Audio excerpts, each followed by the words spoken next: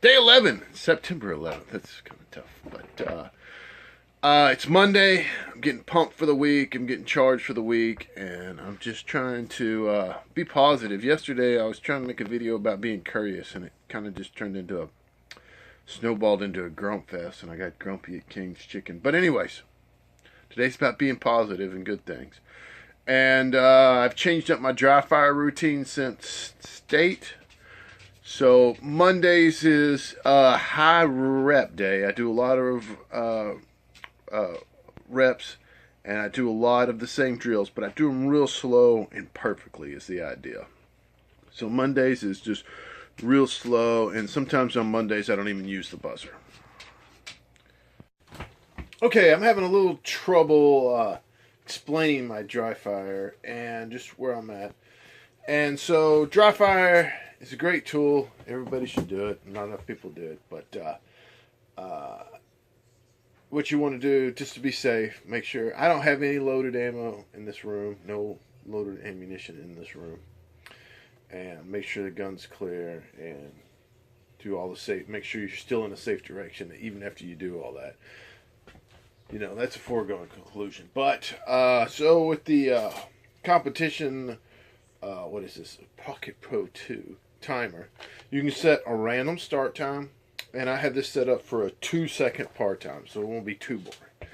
So the way I would start was last year before Nationals, I would get a buzz, draw, and I'd be waiting on my target, and when that second buzzer goes off, I break the shot. Let's do that again. So I'm waiting, goes off, I find my target, I'm waiting, and when it goes off, I break the shot.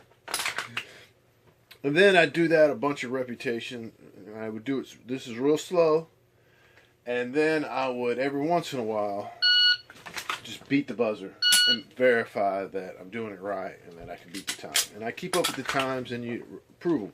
And in Mike Seeklander's competition book, you do that. He has your beat the clock, I forgot what he called it. Dang it. His max time and his average time and how you keep up with your times while you dry fire.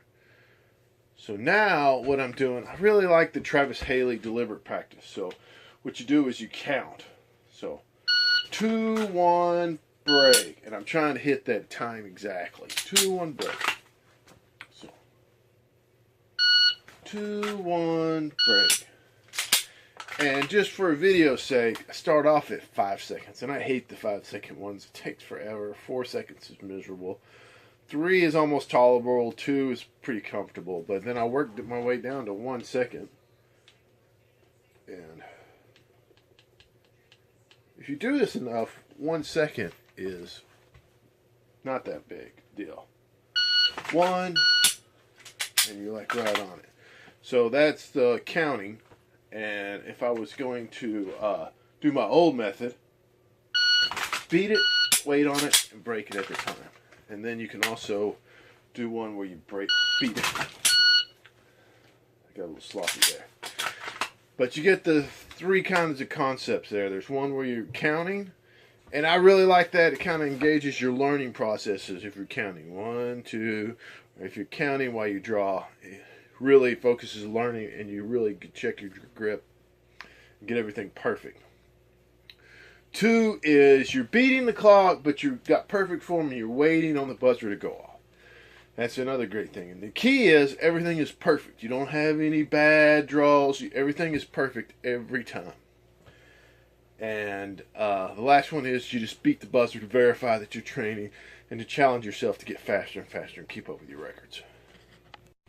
Okay, so now that I've explained the backstory and gotten ridiculous detail into the timer, today's video is how to dry fire without the timer. So on Mondays, it's really a high rep. I do a lot of repetitions real slow, make sure everything's perfect that I can build upon in the week and get faster and faster is the idea. So Monday's a great day to go without the buzzer. And it's difficult to tell people how to practice without a buzzer, but the most important thing that you're going to always do is ready up. You have the gun at the low ready, you find your target, and you bring your gun to your target, and you break the shot. A ready up is like the most basic thing that And a lot of people don't even spend time on it because, you know, it's the one thing you do all the time. So, a couple of things. When Mike Seeklander teaches a Judy chop position, you get your hands in here and you build your grip as you push out, and you break your shot perfectly. And that's just a basic skill. It's just ready ups. Now, advanced things that you can do with this is your focus. So you can focus on your target, bring your sights up, and as soon as you see what you need to see, you break the shot. Now you can also pretend it's a difficult shot and you need a hard front sight focus. So you focus at your target and you bring it up, and as soon as your sight comes in, you can focus on your front sight.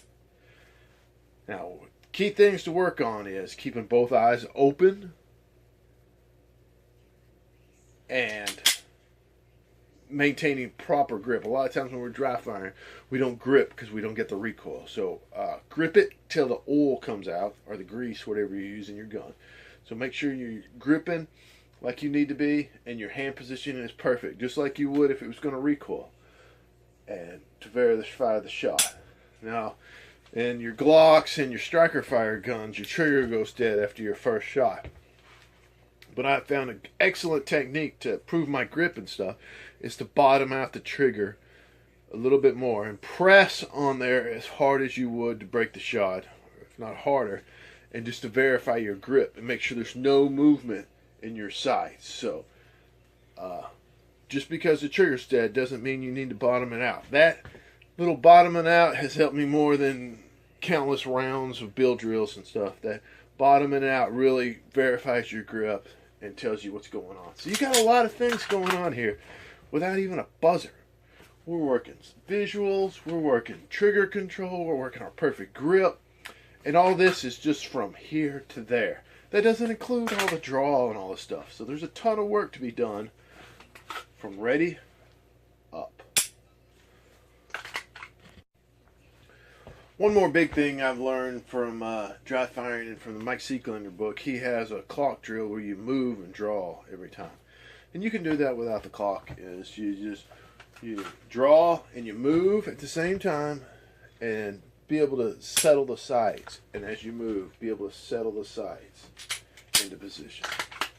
So it's a real simple drill, but it's often overlooked because it's so easy to be able to look at it. You want to bend your knees, stay low, get low and stay low when you move. So be able to settle the sights on the target, even from transition. So I've already got the gun out. I'm going to step, transition back.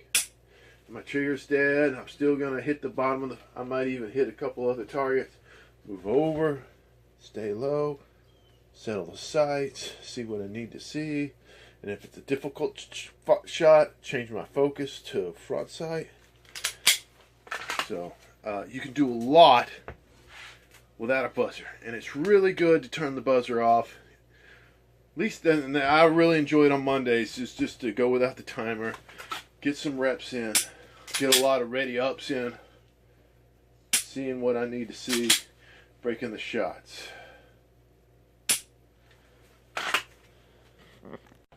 Okay, it's Monday, so it's a high rep day, and to work the reloads without the buzzer, I go no magazine, sight in on the target, and then I just practice clearing my garment really well, getting my perfect purchase on my magazine, and just barely turning the gun enough to where I can get my magazine in there, firmly seat, get my perfect grip again, going back out to the target. And I'll verify my grip by going to a few different sights.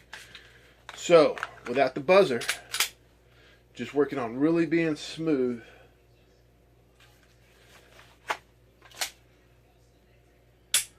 Now I'll get a lot of smooth reps in. See if I can go full speed here. Okay. And that's just how I work without the buzzer. And I go through the motions. I pretend I'm releasing the magazine, even though I really don't drop a magazine. Pretend to drop a magazine, get the nice smooth insertion, get my perfect Judy chop position and my perfect grip again. Oh, I forgot. And I got to hit the slide release. So don't forget to hit the side release. So that's what I work on here. All right, day 11, end of day 11, and got a ton of dry fire in today. It's different. It's a difficult subject to talk about. I don't know, because dry fire videos just get boring, but it's the different techniques and stuff is what keeps it fresh, and always challenging yourself to do things a little bit different. Don't take the easy way out, because that's what you always do. Challenge yourself to do it different and make it difficult. Does that make sense? Yeah, that makes sense.